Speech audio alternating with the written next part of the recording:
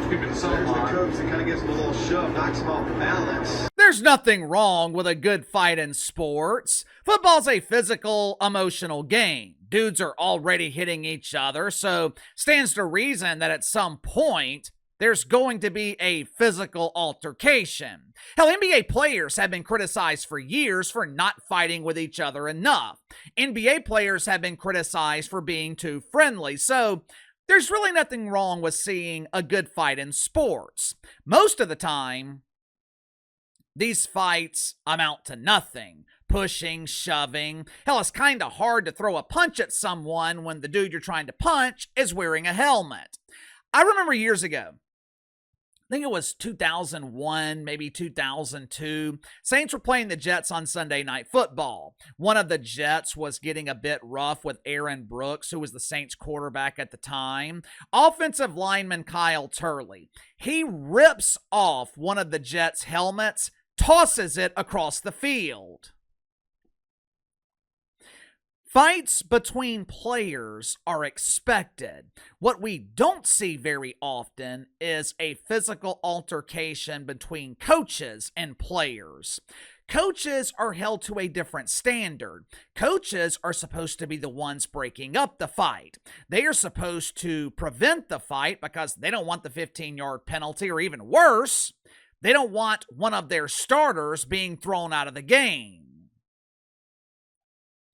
It's definitely rare, and it's damn sure unacceptable, to see a coach starting a fight with an opposing player at the high school level.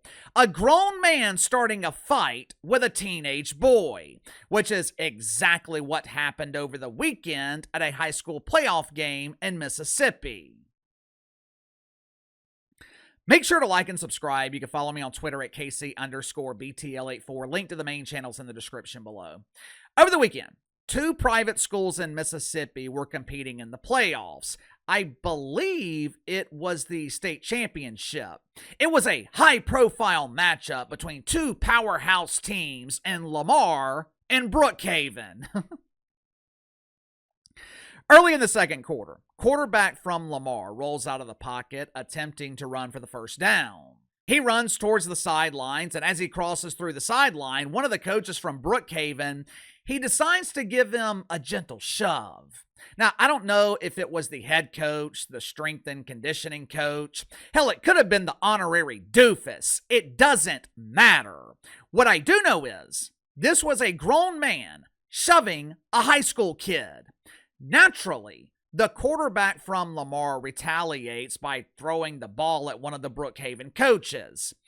I expect that kind of behavior, that kind of reaction from a teenager. I expect a teenager to not exercise good judgment. What I do not expect in this situation is a grown man to escalate it by attempting to fight a kid. Watch for yourself. Down as he steps out of bounds, but will it be coming back? Uh-oh. Oh, my. Now we've got a little bit of extracurriculars going on in the Brookhaven sideline. Down as he steps out of bounds, but will it be coming back? Uh-oh. Oh, my. Now we've got a little bit of extracurriculars going on in the Brookhaven sideline.